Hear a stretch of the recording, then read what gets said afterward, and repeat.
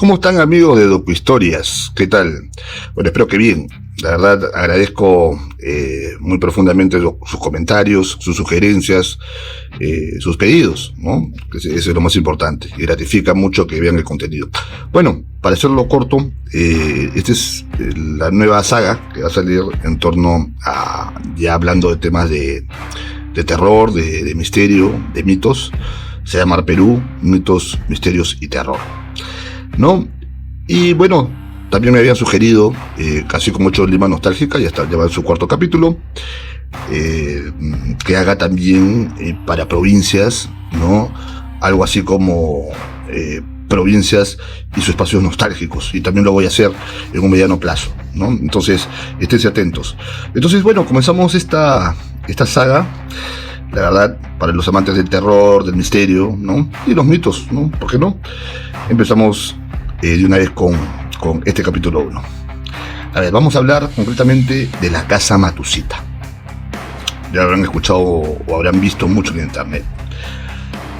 Pero guarda muchas cosas importantes en torno a todo lo que son misterios, y tiene un pasado muy oscuro, ¿no?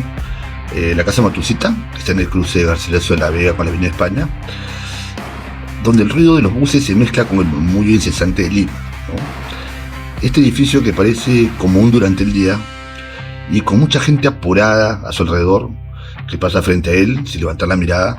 Algunos ni siquiera saben su nombre, pero la gran mayoría sí, ¿no? A ver, comenzamos. El nombre proviene de una antigua casa ferretería que ocupó el primer piso durante buena parte del siglo XX. Vendían clavos, martillos, pintura, polvo, nada fuera de lo normal.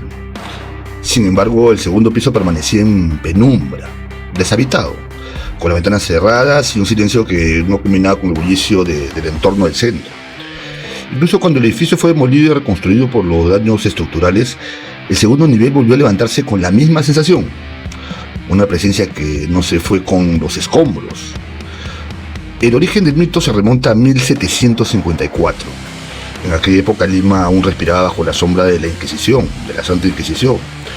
Una mujer de ascendencia persa, de nombre Parvané, vivía en esa casa. Decían que sanaba enfermedades, que los médicos no podían curar. Esta era como una especie de curandera. Conocía secretos de hierbas y palabras antiguas. Eso fue suficiente para acusarla de hechicería. Estaba prohibido la hechicería en la Santa Inquisición. La torturaron hasta quebrar su cuerpo. Antes de morir en hoguera, cuentan que pronunció una maldición. No gritó, tampoco imploró, solo habló mirando hacia la ciudad, señalando. Algunos aseguran que esa noche el viento cambió de dirección. Durante décadas la casa permaneció casi deshabitada hasta en el siglo XIX. Luego la tomó una familia japonesa. Decidió instalarse ahí. Fue entonces cuando comenzaron los sucesos que alimentaron la leyenda. Se oían pasos en habitaciones vacías, puertas que se cerraban sin corriente de aire, sombras que se deslizaban por los pasillos. Aun cuando no había luz, el padre empezó a cambiar su estado de ánimo, sus actitudes. Decía que él lo observaba, se volvió medio paranoico, que lo observaban desde las esquinas, que una mujer permanecía de pie junto a su cama en la madrugada. Sus empleados notaron que hablaba solo, que respondía a preguntas que nadie le hacía. Una versión cuenta que la tensión creció hasta la violencia, que el hombre perdió la razón y comenzó a maltratar a quienes vivían con él. Hasta el mayordomo y la mucama lo maltrataba, los trataba mal. Lo asesinaron y descuartizaron, se dice la historia. Intentaron quemar la casa, pero el fuego no lo consumió por completo. Total, fueron arrestados y llevados a un hospital mental estas personas. Otra versión es más oscura, que el padre descubrió una traición y, cegado por los celos, asesinó a su esposa, que distribuyó sus restos por cada rincón de la casa como si quisiera sembrar el horror en las paredes. Cuando sus hijos descubrieron, también lo mató. Incapaz de escapar de lo que había hecho, obviamente, se quitó la vida. Nadie pudo comprobar cuál fue la historia real, pero desde ese entonces el segundo piso quedó marcado. En el siglo XX los trabajadores de la ferretería evitaban subir solos. Decían escuchar arrastres, susurros, golpes secos en la madera. Luego, en el siglo XXI, cuando un banco ocupó el edificio, algunos empleados afirmaron que las alarmas se activaban sin motivo que en las cámaras de seguridad aparecían sombras que no correspondían a nadie. Todo siempre en el segundo piso. La creencia popular dice que quien permanezca ahí más de 5 minutos comenzará a escuchar lamentos, al principio. Luego se notarán un poco más lejanos, luego más claros, como si alguien reviviera una y otra vez su último instante. Hay quienes aseguran que en el cuarto minuto el aire se vuelve súper pesado, como si estuviese recargado el ambiente, y que en el quinto alguien respira detrás de ti. El edificio fue reconstruido, las paredes son nuevas, el piso es distinto, pero hay cosas que no dependen del cemento ni del tiempo. Porque en Lima, cuando cae la noche y el tráfico disminuye por un instante, algunos dicen que en las ventanas del segundo piso se distingue una figura inmóvil. Pero no se mueve, no golpea el vidrio, solo observa, quieta, y espera que alguien decida quedarse un minuto más. Esa es una creencia muy popular de toda la gente que siempre transita, y eso lo he conversado cerca por la Casa Matucita, en el centro de Lima, como yo en Garcilaso de la Vega con la Avenida España. Es muy común. Bueno, vamos a nuestra siguiente historia, que se llama El Boquerón de la Viuda Negra. Es historia de Huacho. A ver, en Huacho, cuando el sol se hunde en el horizonte y el mar adquiere ese tono oscuro, casi metálico, los pescadores bajan la voz. No es superstición abierta, es costumbre. Hay zonas de mar que se respetan y hay nombres que no se pronuncian después del anochecer. Uno de ellos es el Boquerón de la Viuda Negra. Es una cavidad estrecha entre rocas filosas, tipo peñascos, donde el mar se introduce con un solo sonido profundo, como un suspiro que emerge desde las entrañas de la tierra. De día parece solo una formación natural, pero de noche, cuando la marea sube, el agua golpea con un ritmo que recuerda a algo más, algo parecido a un lamento, como un reclamo, ¿no? La historia comenzó con una visión. Un grupo de pescadores se hallaba mar adentro, en una faena tranquila. El cielo estaba despejado y el mar inusualmente sereno. Fue entonces cuando uno de ellos señaló hacia la proa, entre las aguas, a pocos metros del bote. Emergía la figura de una mujer. No nadaba, solo se sostenía y flotaba. Su piel parecía emitir un resplandor pálido bajo la luz del atardecer. De cabello largo, flotaba a su alrededor como si el agua no la tocara. Sus ojos fijos no parpadeaban. Nadie habló durante varios segundos. La figura inclinó ligeramente el rostro, como si reconociera a cada uno de los hombres. Luego, sin salpicar, sin agitar el mar, se hundió, desapareció. Cuando regresaron al puerto y contaron lo ocurrido, las risas no tardaron en llegar. Historias de sirenas siempre han rondado, entre comillas, la costa. Y la gente es escéptica. El mar juega con la vista, decían. El cansancio inventa las formas, les decían. Es decir, estaban imaginando el cansancio les hacía ver visiones, mejor dicho, ¿no? Pero las semanas siguientes algo comenzó a suceder. Uno de los pescadores no regresó. Y luego otro. Y después otro más. Sus embarcaciones aparecían a la deriva, las redes intactas, sin señales de lucha, sin sangre, sin despedida. Como si el mar hubiera extendido una mano silenciosa y se los hubiese llevado consigo mismo. El miedo empezó a instalarse en el puerto. Las mujeres miraban el horizonte con un rencor silencioso. Los hombres evitaban hablar de aquella aparición. Hasta que una de las esposas, consumida por la angustia, decidió buscar respuestas. Se internó en la zona cercana del Boquerón, donde las olas chocan con violencia contra la piedra. Ahí, sobre una roca húmeda, encontró la ropa de su esposo, cuidadosamente doblada, seca e intacta. No había huellas alrededor, solo el sonido del agua entrando y saliendo por la grieta. Entonces lo escuchó. Un canto. No era fuerte, no era claro, pero vibraba entre las rocas como una voz que llamara por su nombre. No provenía del horizonte, sino del interior mismo del Boquerón. La mujer avanzó hipnotizada. Algunos pescadores aseguran que la vieron acercarse al borde, inmóvil mirando hacia la oscuridad de la cavidad. Dicen que extendió la mano como si alguien desde abajo le invitara y se arrojó. Desde entonces el lugar cambió. Quienes pasan cerca del Boquerón al caer la noche afirman que ya no es un solo canto el que se escucha, sino de dos.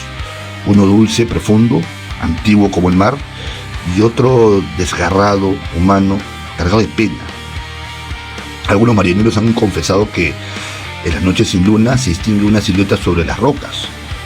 Una mujer de pie, con el cabello agitado por un viento que no sopla en ninguna otra parte. No mira hacia el mar abierto, mira hacia el boquerón y espera. Hay quienes creen que la sirena no era un ser de agua, sino algo más viejo, algo que habita en las grietas donde el mar se encuentra con la piedra. Otros dicen que la verdadera aparición es la viuda, que no descansa y confunde a los pescadores con la figura de su amado. Pero todos coinciden en algo. Si navegas frente a Huacho y escuchas que alguien pronuncia tu nombre desde el agua, no respondas. Y si alguna vez te acercas al boquerón y sientes que el mar respira más lento, retrocede, porque hay lugares donde el mar no devuelve lo que toma, solo suma nombres a su profundidad. Es una creencia muy fuerte en Huacho, justamente también para hacer ¿cómo se llama? Para hacer este recuento. Es una creencia que está muy instalada en Huacho. ¿Será verdad? ¿Mito? ¿Qué será? Habría que comprobarlo, ¿no? Viene otra que, bueno, esta en realidad muy particular, me lo contó una persona, obviamente el tipo de su abuela, porque esta historia se hace 40, 50 años. Se llama Los Niños de la Laguna. A ver, todos conocen el Parque del Olivar en San Isidro, un bosque urbano donde la tarde cae lenta entre los árboles antiguos y el murmullo de la ciudad parece quedarse detenido entre las copas. Es un lugar de risas, bicicletas pequeñas, parejas jóvenes caminando sin prisa, un sitio apacible. O eso parece, mientras hay luz, claro está. Carmela lo visitaba con frecuencia. Se sentaba en la misma banca, abría un libro y dejaba que Gonzalo y Daniel, sus hijos, Gonzalo de 11, Daniel de 8, corrieran entre los senderos de árboles. Tenían un acuerdo silencioso: jugar hasta que el cielo comenzara a tomarse ámbar o anochecer y volver cuando ella los llamara. Siempre funcionó esa complicidad de madre e hijos, hasta que aquella tarde eran cerca de las 7:30 cuando Carmela cerró el libro y llamó a sus hijos. El aire estaba más frío de lo habitual y la iluminación del parque, escasa en esos años, apenas delineaba las siluetas. Gonzalo, el hijo mayor, apareció primero, algo agitado y sucio de estar corriendo en el parque, y le dijo a su mamá: Daniel está hablando con un amigo cerca de la laguna. Carmela frunció el ceño. No recordaba que su hijo tuviera amigos en el parque, porque no eran del distrito. Caminó hacia la laguna, donde el agua oscura reflejaba apenas los últimos restos de luz. Entonces vio algo. Vio a un niño, o mejor dicho, vio sentado en el borde que había un niño, una silueta de un niño, más pequeño que su hijo de 8 años, inmóvil, con la espalda recta y la cabeza ligeramente inclinada, como si escuchara algo que venía del agua. Pero era una forma extraña porque su hijo de 8 años, una estatura baja, era mucho más bajo. Y ella obviamente sabía que no era su hijo, pero por curiosidad le dijo: Daniel, ¿eres tú?, preguntó, aunque sabía que no lo era. El niño giró el rostro. Su expresión no era tan infantil. Había en ella una gravedad antigua en el rostro. A duras penas podía reconocer Carmela una actitud impropia, el cabello entre blanco, no gris, ni tampoco claro por la luz. Fueron apenas milésimas de segundos o segundos. Parpadeó. Cuando volteó ella, la figura ya no estaba. Solo unas ondas suaves rompían la superficie de la laguna, como si algo o alguien acabara de hundirse sin ruido. Un escalofrío le recorrió por la espalda, pero la urgencia por encontrar a Daniel fue más fuerte, obviamente. Lo llamó, esta vez con la voz quebrada y con más actitud, y cuando vio, 7 metros más allá, el niño apareció detrás de un árbol, como si se hubiese estado esperando a alguien. Y le llamó la atención, le dijo: ¿por qué no me respondes?, la recriminó abrazándolo con más fuerza de la necesaria. Y el niño inocentemente le dijo: estaba jugando con un amigo, dijo Daniel con naturalidad. En el camino a casa, Camila le pidió que lo describiera, y comenzó a describirlo. Daniel es más bajito que yo, tiene las piernas delgadas, pero la barriga y la espalda prominentes, y su pelo es blanco. Gonzalo negó haber visto a alguien así, el hijo mayor, de 11 años. Carmela quiso convencerse de que era pura imaginación, y en su cabeza dijo ella: los niños inventan compañeros imaginarios, invisibles, le dan nombres, historias, gestos, hechos de niños cuando van a un parque, ¿no? Se aferró a esa explicación como quien se aferra a una baranda en la oscuridad. Pero volvió, días después, obviamente, con sus hijos. Regresó al parque, pero esta vez más atenta. No apartaba la vista a sus hijos. El cielo comenzaba a apagarse cuando desde una banca cercana había una pareja de esposos, y su hijo obviamente estaba jugando. Escuchó a otro niño regresar y exclamar con emoción. Le dijo: «Papá, vi a un niño bajito con pelo blanco». El padre se rió y le siguió el juego. Carmela no. Se acercó con cautela y preguntó cómo era. La descripción coincidía, detalle por detalle, con la de Daniel. Esa noche Carmela no durmió. La imagen del niño en la laguna volvía una y otra vez. No recordaba haber visto sus pies tocar el suelo. No recordaba haber oído pasos. Solo esa presencia y luego el agua, las ondas del agua. Movida por una inquietud que ya no era simple curiosidad, comenzó a preguntar. Algunos negaban saber algo, otros sonreían con condescendencia, ¿no? Diciendo ¿qué está hablando? Hasta que un anciano jardinero, de manos ásperas y voz baja, le escuchó en silencio y se acercó y le dijo: «No es la primera vez que oigo eso», le dijo. «Los niños lo ven más. Dicen que parece un pequeño viejo o un viejo pequeño, siempre cerca al agua». Hizo una pausa. «Hay épocas en que este personaje ronda más, como si esperara algo», le dijo. Carmela: «¿Qué cosa?», preguntó Carmela, ¿no?, asombrada. El hombre no respondió de inmediato.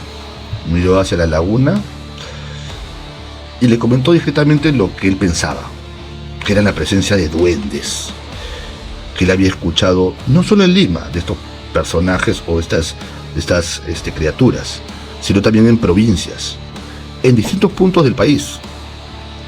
Desde entonces Carmela ya no lee cuando va al parque, observa minuciosamente, cuenta los minutos y evita que la tarde se haga noche.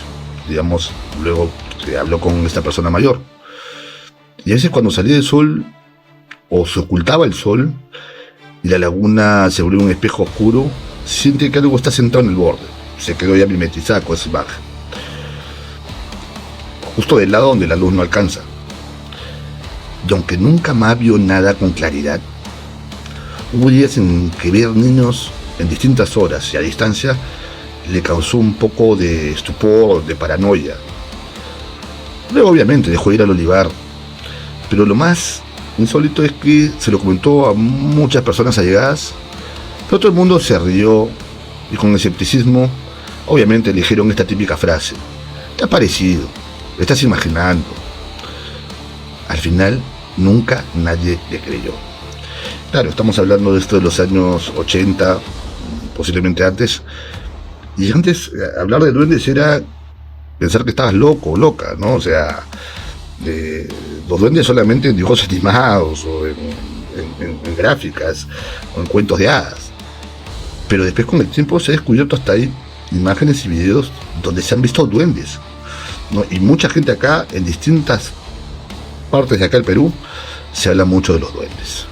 Y por último hablaremos del cadete fantasma. A ver, del Colegio Leoncio Prado. Esto es muy conocida en todas las... esta historia es muy conocida. A ver, en el Callao, donde el mar golpea con disciplina las murallas, el viento arrastra olor a sal y pólvora antigua, se levanta el Colegio Militar Leoncio Prado. Sus patios han visto generaciones marchar al mismo compás. Sus paredes han aprendido a guardar silencio. Pero hubo un lugar dentro del colegio que nunca fue del todo silencioso. Lo llamaban la Siberia. Era un pabellón frío, de pasillos largos y ventanas estrechas, por donde apenas se filtraba la luz. Construido, según decían, para el esparcimiento de los cadetes, terminó convirtiéndose en sitio de guardia y castigo. Ahí las noches parecían más largas, el aire más denso, el frío más punzante. En cualquier otro rincón del pabellón o del plantel era, era distinto. Muchos cadetes aseguraron que durante las guardias nocturnas sentían que no estaban solos. Las primeras historias comenzaron como comienzan todas, en susurros. Un alumno, el cadete, afirmó haber visto a un cadete justamente con uniforme antiguo, esos que ya no se usaban para esa época, de pie al fondo del pasillo, inmóvil, recto, vigilante, con su rifle. Pensó que era un superior. Intentó acercarse, La figura no caminó, no giró, simplemente desapareció. Otros escucharon pasos firmes en la madrugada, no pasos apresurados, sino el eco marcado de las botas militares avanzando con decisión. ¡Tac, tac, tac! Siempre al mismo ritmo, siempre detrás. Cuando se atrevían a girar, el pasillo estaba vacío, pero todavía vibrando. Hubo quienes hablaron de sombras que se deslizaban junto a las paredes, sombras más oscuras que la propia oscuridad, y después un silencio absoluto, tan profundo que hacía doler los oídos, tanto así. Algunos terminaron con crisis nerviosas, otros pidieron cambio de guardia, otros, lo más sencillo, se salieron de la institución. Pero nadie quería admitir abiertamente que el miedo no provenía de un castigo, sino de una presencia. El nombre que empezó a repetirse fue de Giulio Poggi. ¿Quién fue Giulio Poggi? Fue un cadete que ingresó al colegio en 1945. Un año después murió defendiendo a una joven durante un asalto en un tranvía. Tenía apenas 16 años. Su acto lo convirtió en símbolo de honor y valentía. Un pabellón llevó su nombre. Su historia se enseñó como ejemplo. Pero en la Siberia, los cadetes decían que el honor no se había ido. Contaban que, en las noches más frías, una figura con uniforme antiguo hacía guardia frente a las puertas. Que si un cadete se quedaba dormido, un golpe seco resonaba cerca de su oído. Que si alguien intentaba burlarse de la leyenda, las luces titilaban y el aire se volvía irrespirable. Un exalumno relató que durante su turno sintió una mano firme apoyarse en su hombro. «Mantenga su puesto, cadete», un susurro de una voz joven y bajito en el oído, pero severa. Al girar no había nadie. Lo inquietante no era solo la aparición, era la sensación de vigilancia constante, de una presencia, como si alguien continuara cumpliendo una guardia que nunca terminó. Años después la Siberia fue demolida, las paredes cayeron, el concreto fue reemplazado por estructuras modernas. Obviamente, luego de la demolición, se pensó que con la destrucción del edificio también se derrumbarían todas esas historias y mitos. Pero el colegio no dejó de sentirlo. Cadetes del nuevo pabellón comenzaron a escuchar pasos durante la madrugada. Las cámaras de seguridad captaron en más de una ocasión una figura cruzando el patio horas en que nadie debía estar ahí. Siempre con un uniforme antiguo, siempre solo, siempre recto, erguido. Algunos instructores, hombres que no creen en fantasmas, que son súper escépticos, han confesado que al recorrer los pasillos en la noche sienten que alguien marcha a su lado, sin verlo, sin oírlo claramente, pero con la certeza de no estar solos. Dicen que el cadete Poggi murió defendiendo a alguien. Tal vez por eso no se fue. O tal vez su guardia no terminó en 1946. O tal vez el colegio, con su disciplina férrea y su memoria de hierro, no permite que ciertos nombres descansen. Obviamente que si alguna vez visitas el Leoncio Prado y el viento del Callao sopla más frío de lo habitual, presta atención al eco en los corredores. Si escuchas botas marcando el paso detrás de ti, no corras y asegúrate que sea gente realmente que esté marchando. Mantén la postura y pase lo que pase, no abandones tu puesto, porque hay guardias que se cumplen incluso después de la muerte. Bueno, espero que te haya gustado estas historias de, no sé si serán leyendas, mitos, pero están en el imaginario popular. Espero que te guste este primer capítulo. Ya vamos a recibir otro capítulo de Lima Nostálgica y esperamos que este primer capítulo vamos a ver qué tal resultados da, si a la gente le gusta. Sigo haciendo más capítulos de historias de terror, misterio y, ¿por qué no?, mitos. Hasta el QR, compártelo, ¿no?, a gente que le guste este tipo de historias, y nos esperamos la próxima docuhistoria. Saludos y chau.